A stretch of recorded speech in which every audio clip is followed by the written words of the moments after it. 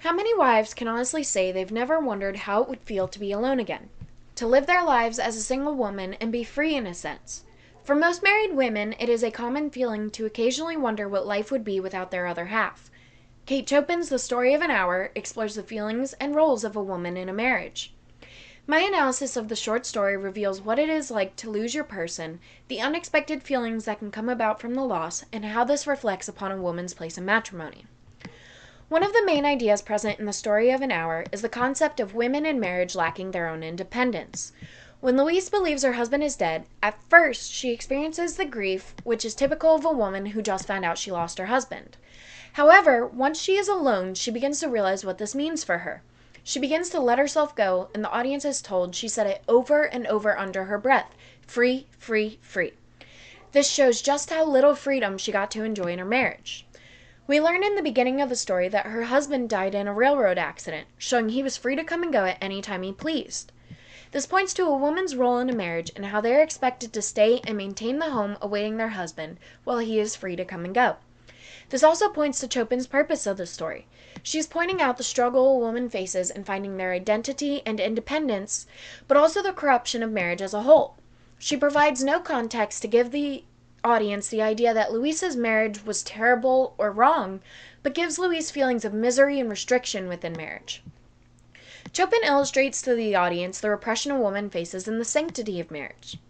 Through Chopin's story, she uses many forms of figurative language such as irony and imagery. One of the primary examples of irony is the feelings and actions associated with Louise surrounding her husband's death and reappearance. In the first paragraph, the audience is told that Louise has a heart condition, which causes concern in Josephine and Richards when it comes time to tell Louise about her husband's death.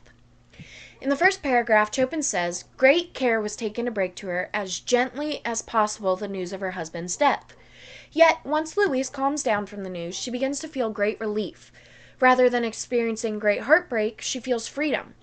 Then when her husband walks through the front door and her friends feel great joy and expect her to feel great, she dies of heart disease. Not only is her feeling joy from his death and dying when he appears alive ironic, but it almost implies the only way she can be free is through a death.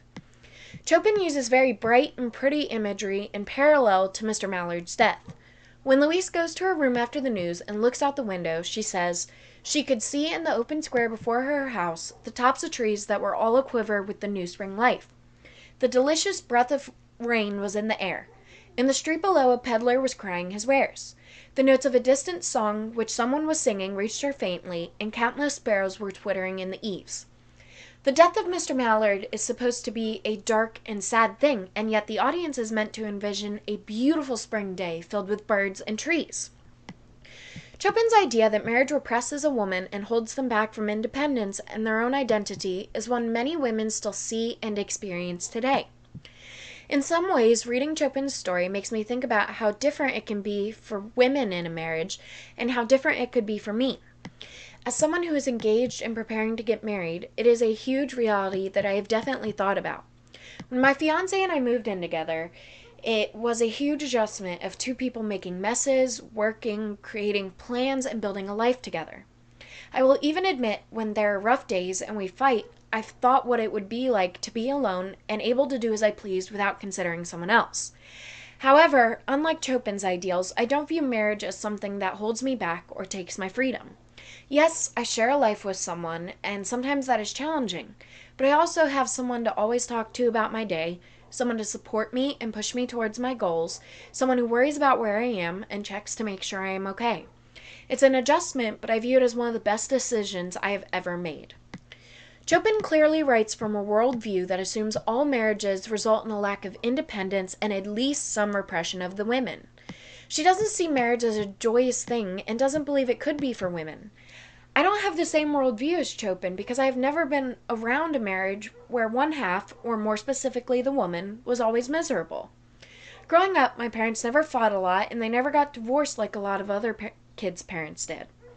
I was never surrounded by a woman who lost her freedom because my parents always treated each other like equals, so I never became cynical about the institution of marriage.